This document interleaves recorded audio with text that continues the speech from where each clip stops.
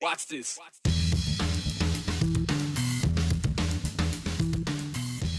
Beyond the 208 on a Friday, here's what we got for you. I would love for our teachers to spend less time on the paperwork and more time looking to see what the student needs to have to be successful in the classroom. Major action from President Donald Trump, a move to dismantle the Department of Education. So what does that mean for Idaho and Gem State students? We spoke to Idaho's top education official. Beyond the 208 in Washington State, a man arrested by ICE for immigration status says deputies there illegally helped federal agents track him and his brother down. We'll dive into this controversy. Center stage of the skiing world is right here in Idaho this weekend. We take you live to Sun Valley for the FIS World Cup. Our Abby Wilt caught up with Olympic gold medalist and multi-time world champion Lindsey Vonn. President Donald Trump signed an executive order setting in motion the dismantling and eventual closing down of the Department of Education. Officially closing the department would require an act of Congress, but in the meantime, the administration says that the department's critical functions will continue, including the enforcement of civil rights laws and oversight of student loans and Pell Grants. But what does all of this mean for the state of Idaho and Idaho students? And Aspen Shumpert went to go find some answers, talking to the state's top public official in education, Superintendent of Public Instruction, Debbie Critchfield. Aspen, a lot of us wanted to know, what's the reaction here? Yeah, this was no surprise. It was just a matter of when Donald Trump was going to sign the executive order, and it was the president keeping a campaign promise. The executive order returns public education power to the states, which means less federal oversight, and the states will have control on how federal dollars coming into the state can be used. Critchfield says this is something she supports, and that removing the bureaucracy will allow states to align priorities that support the students of Idaho. 10% of funds coming to the education in the state come from the federal government. That money comes with rules and regulations associated with that. She's looking forward to Idaho being able to set priorities to use those funds based on what's best for our state. Let's use special education as an example. Anyone that's involved in delivering those services and helping to support students who have needs in these areas will tell you there is a tremendous amount of paperwork involved in that. Well, I would love for our teachers to spend less time on the paperwork and more time looking to see what the student needs to have to be successful in the classroom. Career technical education and vocational education were other areas Critchfield says could benefit with funding from the state having control of federal dollars coming in. She says Idahoans are very proud of being independent and solving our own problems. This is just another thing that allows Idaho to do that on the educational level, which she supports, Joe. And I know that some people don't like the wording of dismantling or reorganizing, or whatever it is. The bottom line for Idaho, how's the funding going to change? Is it? Yeah, I asked Critchfield what's the funding impact of this, and she says it appears that number isn't going to change as the executive order is stating now. We'll have to continue to see what the changes of this executive order will play out. We will get to watch in real time. Thank you, Aspen Shumpert. We'll talk to you soon. Well, the state legislature is dredging on. In case you missed it, we've got a quick recap of some of the biggest bills that happened at our state house in the week that was. Lawmakers kicked off the busy week that was on Monday with House Bill 389, expanding state authority to fight fires on federal lands where a fire is, quote, burning out of control or without adequate precautions. The bill allows Idaho's governor to declare an emergency and then direct state resources to immediately put that fire out, burning on federal land. If it affects the health, safety, and lives of our citizens, then it's within our power to do something. It passed the House committee, and later in the week, it cleared the full House. Tuesday, Superintendent of Public Instruction Debbie Critchfield's school funding formula bill narrowly passed the Idaho Senate. The amended Senate bill changes how discretionary funding is distributed to public schools. With this proposal, money would follow the student and be weighted based on student needs. No part of the budget takes into account that some students cost more. But the current system says, regardless of how much it costs to educate the kids in your community, we're going to keep sending you the same amount of money, and we're never going to change. The bill is now in the hands of the House. House Bill 83 was a big topic of conversation on Wednesday. It deals with immigration and illegal entry into the state of Idaho. It passed the House following amendments in the Senate, so it's now waiting for action by the governor. It makes illegal entry into Idaho a misdemeanor and re-entry into the state a felony. Those charges can only be considered, though, when the person is already detained or being investigated for committing another crime. You're not able to profile anybody. You can't just walk up and say, oh, you look like you don't belong here. Show me your papers. You cannot do that. Speaking of action from the governor, Wednesday he signed House Bill 345, new restrictions on Medicaid and expansion. Supporters of the now law say it's a cost-saving measure, preventing a runaway budget that could compromise the future items in the state. We need this safety net program in place. We have to have it. We just need to make sure that we're not going to burn it all down while trying to keep this. The very next day, critics of the idea went to the State House steps to call out what they see as a bad law. Governor Little is an incredible coward for signing that bill prior to hearing from people today. The most recent whammy bill didn't make it past the Senate Education Committee on Thursday. Instead of opting out of the whammy program altogether, like the previous version, House Bill 368 gradually shifts 30 of its 40 seats to a non-whammy program over time. Whammy is a 5-state partnership between Washington, Wyoming, Alaska, Montana, and Idaho, with the University of Washington being the medical school for 4 states without one. The committee sent the bill back to the 14th order, meaning it's set for amendments that lawmakers hope will really be a compromise to try to make as many lawmakers as happy as possible to get their yes vote. Finally on Friday, a ballot question to make English the official language of the state of Idaho. It cleared a Senate committee. Shouldn't be controversial, right? Is it controversial that France has French as their official language, Japan, Japanese, Saudi Arabia, it's Arabic? So it's a long time coming. The idea already cleared the entire House, so one more hurdle, the full Senate, before making the 2026 general election ballot. There, Idahoans could vote yes or no on the question. And that's a legislative wrap. Beyond the 208 in Washington state, a man arrested by ICE says that deputies illegally helped federal agents track him and his brother down. The law they're alleging the sheriff's office broke there is the Keep Washington Working Act. It prevents local law enforcement agencies from sharing immigration information and collaborating with federal ICE agents. Facing Race reporter at our sister station in Seattle, Washington, Sharon Yu, tells us more.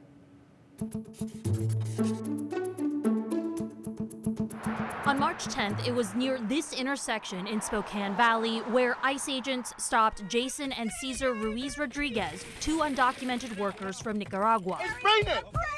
Jason's wife, Kayla Somariba, who was also in the car, says they were on their way to their court hearing related to criminal harassment charges when the agents surrounded their van. They stopped us 2 blocks away from our house. It was like they were waiting for us to pass because it was right when we turned, they all came in and surrounded us.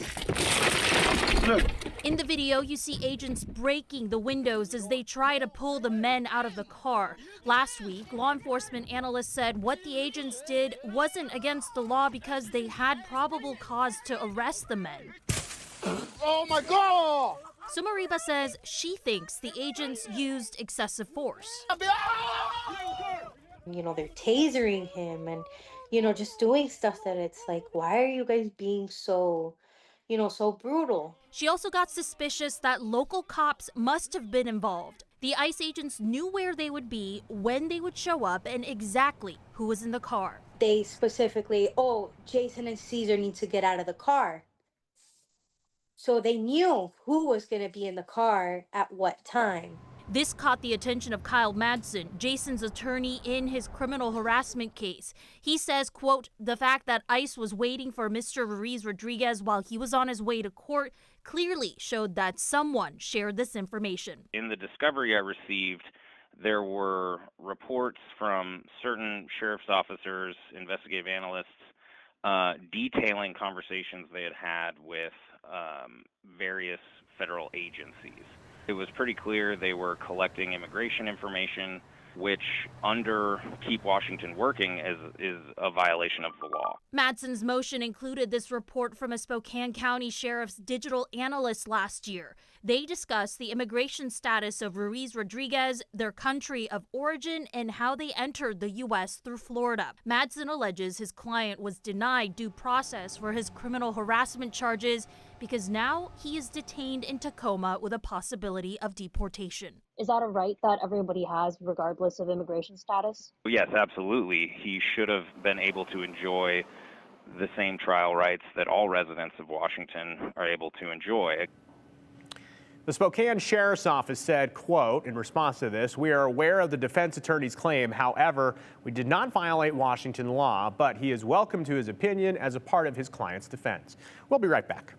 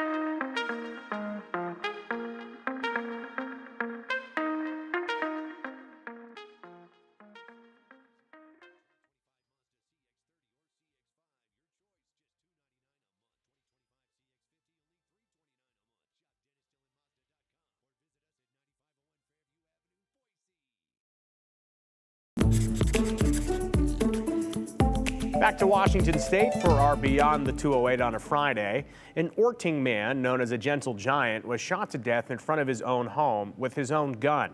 Mike Compton died while doing what came natural to him, protecting the people he loved. More than a decade later, his murder is still having an impact on the people of Orting. Steve Solis at our sister station in Seattle tells us more in this edition of Unsolved Northwest.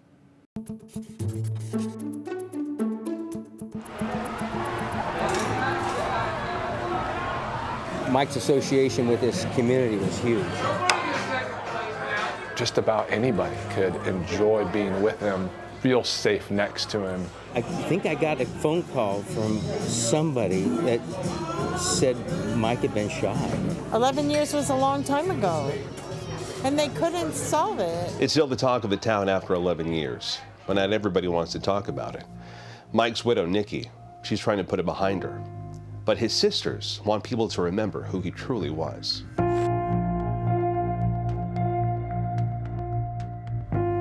Everybody loved him. He was genuinely a good guy.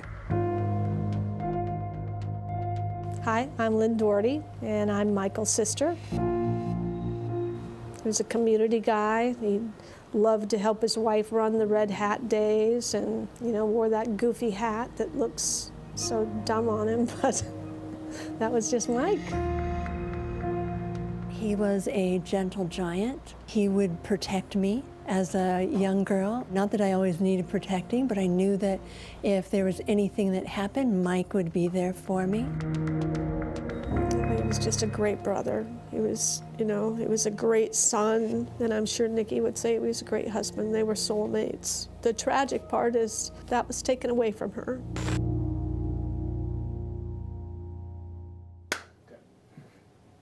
Good. I'm Detective Sergeant Brian Byerly. I'm one of the original investigators on this case. A murder in Orting is rare. It's a small, generally quiet town. Just after 3 this morning, police found the body of the 53-year-old in his front yard. So things like this don't really happen down there. Just kind of dumbfounding. And then to think that it was my brother that was murdered is pretty devastating. The crime itself happened at 2 o'clock in the morning. Mike Compton was out. It appears that he may have startled a prowler or something in his front yard. You know, he hears somebody in his garage and he's going to go right to his gun cabinet.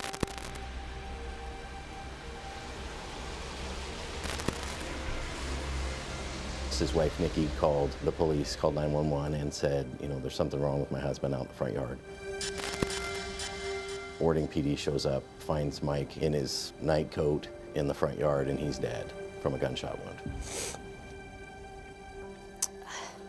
It's just a tragedy. You know, and then for poor Nikki to wake up, Mike's not there. She goes out the front door and to run into her husband like that, it had to have been horrible. Mike was a big man, and he definitely was a tough guy. He was not one that you would take down very easily.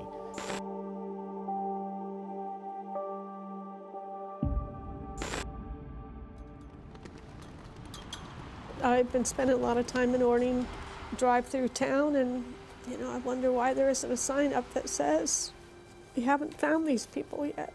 I know that law enforcement is trying their best, but I think there is something to the fact that when something is unsolved, you can't put it to rest, really.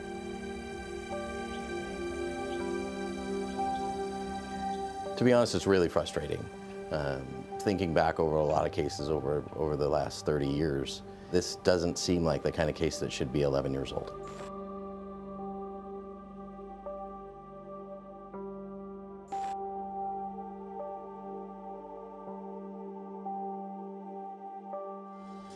I'm at the end of my, starting to look down to the end of my career, and I don't want to leave without this thing being done. I think it would honestly drive me crazy in personal life. Somebody knows something. It's unfathomable to me that somebody is out there that knows something. And over the years, still this underlying thing in that community when you go down there.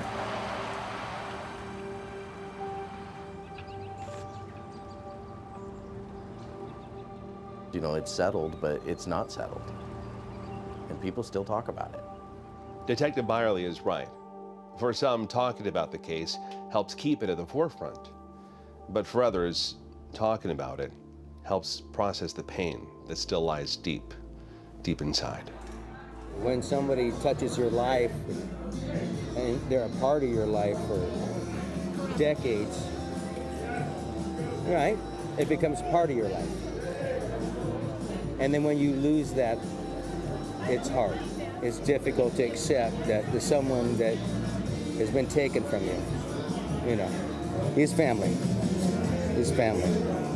Mike was awoken to his garage door opening. He armed himself and went out. He got someone, and then somebody else was with that someone. Mike gave them mercy and was shown none.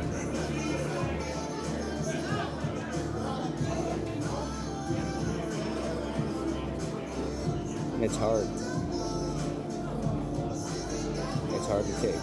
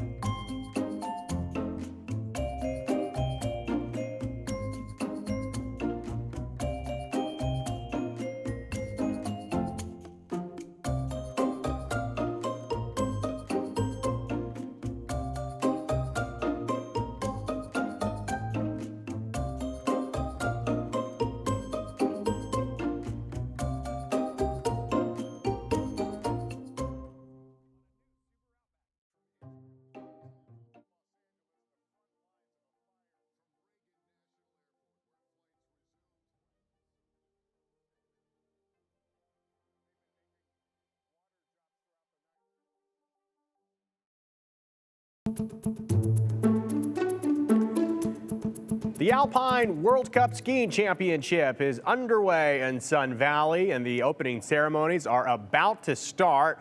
Let's head up live to Sun Valley, where we find our Abby Wilt, who's about to watch the bib draw. Abby, what is that? Yeah, so the bib draw is a long-standing tradition in ski racing. It's where all of the athletes will come here tonight and they will get selected as to what order they're going to be racing in. As you can see, there is a lot of people here already. It doesn't start for an hour, but tonight is yet again the bib draw and the opening ceremonies. So lots of people here getting very excited for the races. So men and women will both compete in the downhill tomorrow.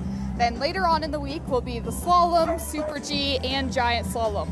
It's the first time Sun Valley has hosted the races since 1977, and it's the first time Olympic champion Lindsey Vonn will race in the finals of the World Cup after coming out of a 5-year retirement. When I heard World Cup finals were in Sun Valley, I was really sad because I was like, well, I really would have loved to race there.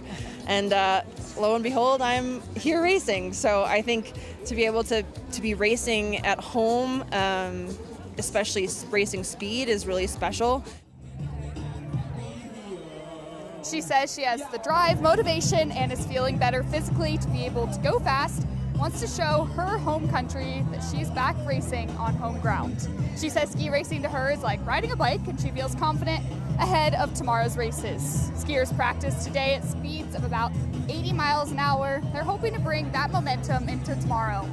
And again, you can see the momentum is really picking up behind me here. This is, again, the opening ceremonies, and people are getting really excited. You can see some of these fans here. They're all getting excited. We have about an hour until that bib draw starts. Joe, back to you. Oh, Abby, that's awesome, and we'll have coverage all weekend long, live from Sun Valley, the center of the skiing world. Thank you so much, Abby. We'll check in soon. For most of the day up there in Sun Valley, it's looked like this, overcast and gray, but you just saw in Abby's live shot there that the sun was breaking through. What a gorgeous day. Temperatures up around 37 or so in Sun Valley right now. Looking ahead to the rest of the weekend, temps hold steady tomorrow in the upper 30s. It's what's coming in overnight, though, that they're watching really closely. I'm imagining out there on the slopes, we do have some snow coming into the Central Mountains, several inches possible from tonight through tomorrow morning. So that might impact grooming and timing of some of those races, but still really exciting stuff there. 34 in McCall, looking overcast there. We're in the upper 40s in Twin Falls. Gray skies in Boise at 53 degrees. We are dry right now, and we'll stay that way for a few more hours, but there's a system on the move from the west that will trigger some light rain. So if you're headed out this evening, you may want to just grab the umbrella and tuck it in the car just in case, or at least a hooded jacket. Lots of precipitation across Washington and Oregon right now, just starting to fill into southwest Idaho. So mountain snow, enough to warrant a winter weather advisory through noon tomorrow, and a wind advisory east of Boise. We have a windy Saturday afternoon coming our way. After that, though, we have a nice warm up look at next week. Picture perfect, just in time for kids to go back to school after spring break. Sunny and highs in the 70s Tuesday, Wednesday.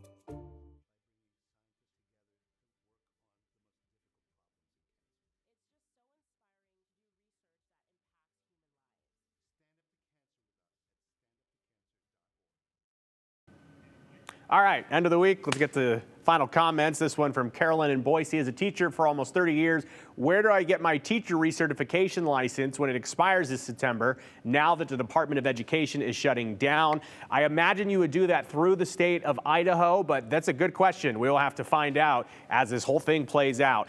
Would agreeing to English as the official language still allow for instructions to be printed in Spanish? The short answer is yes. However, counties only have to do it if there's a certain population in their area. Bob says, what's the status on the bill where the legislature would report money going out of state? Both of them are still in play. We'll see if they go anywhere, but we know that there is a chance that it could get to the governor's desk. Continue with us and watch free now on the KTVB Plus app everywhere you stream.